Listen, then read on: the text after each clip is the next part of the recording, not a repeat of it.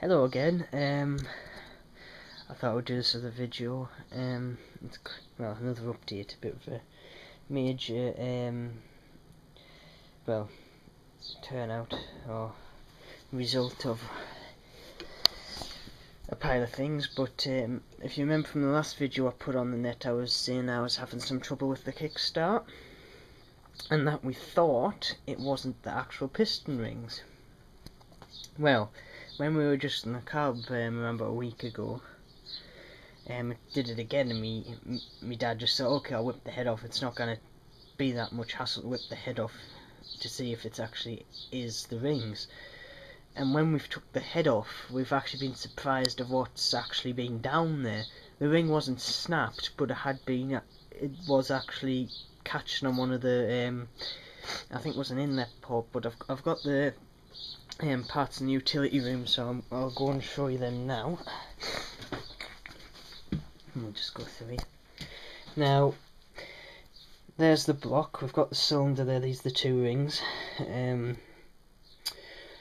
Yeah. So we took the head off, and we found it wasn't moving. So we took this bit off first and looked at the cylinder first, just like, oh, okay. And then my dad was just looking at it and saying, well, there's a bit of well, you could see where there was irregularities in the actual colour of the cylinder, where there was actually, you could see where there was no compression, even though there was piles of compression, but it was just weird. But looked down the cylinder bore, and there was like, you could see where bits of the gas were getting up past the bore, and where you could see there was actually, the compression was leaking out past the cylinder ring. So after we took the head off, we looked at it, the kickstart still didn't move, so we said okay. My dad actually hit the cylinder down past the port, and the kickstart freed up and was fine, so we thought okay, it's going to be that. So next we took the bore off here, and we got to the rings, and we had this is the upper ring, and this wasn't actually too bad. It was still worn, but it was free. It was a tad bit stuck in the actual grooves of the cylinder, so it was offside cant a bit, but other than that was fine. But the bottom ring, which is this one, which actually on this side here, you can see where it's actually been dragging and has actually caught the port and has actually bent it out of shape a tiny bit, and that's not like perfectly in line with like the circular pattern it's got. But this one was actually compressed like that within the actual, in the grooves of the piston, and literally there must have been, all the gases were getting past this ring, and some of the gases were getting past that one. So yeah, well, you can see that by the cylinder, because that's the cylinder we took out, and you can see all the carbon down here and around here where the actual gases have been getting past the rings and have been, well, leaving carbon deposits on the bottom of the cylinder and the skirt. Now, the result of this was actually there was serious like carbon buildup on the actual skirt, the cylinder here, where the actual gases were constantly being blown out of these ports. So I had to actually go around these ports. There's literally a line up either side of here of around about, I would say around about 1/4 mil of carbon.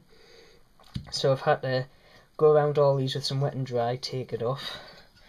I've had to clean the ports out, which I've just literally scraped them out with using a brush piece from my Dremel that I've got in there, and a bit of a screwdriver to get the hard bits out. When I was here, I've also decoked the exhaust port, so I've actually took all the carbon off the inside here by just using a blunt screwdriver, this one here, and actually just pressing it up against the carbon. It just literally pops off, so that was an easy job. I've rounded off the ports inside so they aren't as sharp, and hopefully it'll stop the ring catching again. So I've rounded them off just ever so slightly to take the burr off them. I've also done the same for the transfer ports at the bottom here. Now I'm actually waiting on the actual cylinder kit to come. Well, they've got the cylinder kit, the bit that they haven't got is the actual gasket. Now the top gasket's actually fine, it's actually steel, which I was surprised of, but the bottom gasket, because it was fibre and been on the bike for like 20 odd years, or 35 years I should say, just ripped to pieces. But I'm waiting for a piston kit. I'm just putting a standard one back in because, well, it's not that bad of a fit. There's no wear, there's not actually that much wear to the bore. It was just the rings that had actually gone, so we decided just to get a standard piston kit. When we're there, we're going to change the small end bearing, which is this little roller bearing here. It's a bit one, it's not too badly one, but I thought, well, we've got the top end off, so we might as well do it anyway. And I've also got a carb kit coming from America, which should be here in the next few days, which will hopefully solve my carburation problem of it leaking all the time. And that comes with a new all the jets, float needle, float jet where the float sits in, new needles for the slide, and new springs.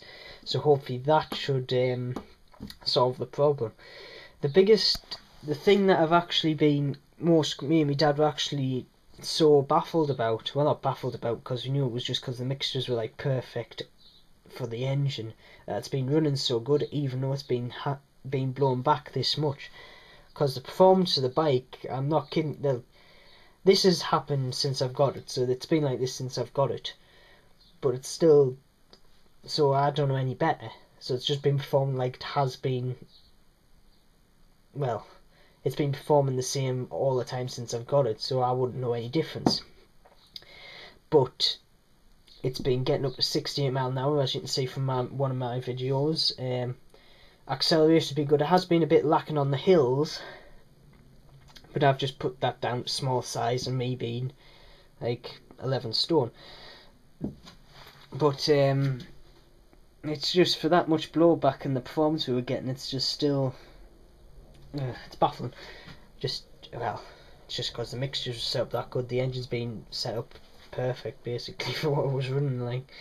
But hopefully when I get the new pistons and stuff and the carburation kit, it should be like a new bloody bike, which is good.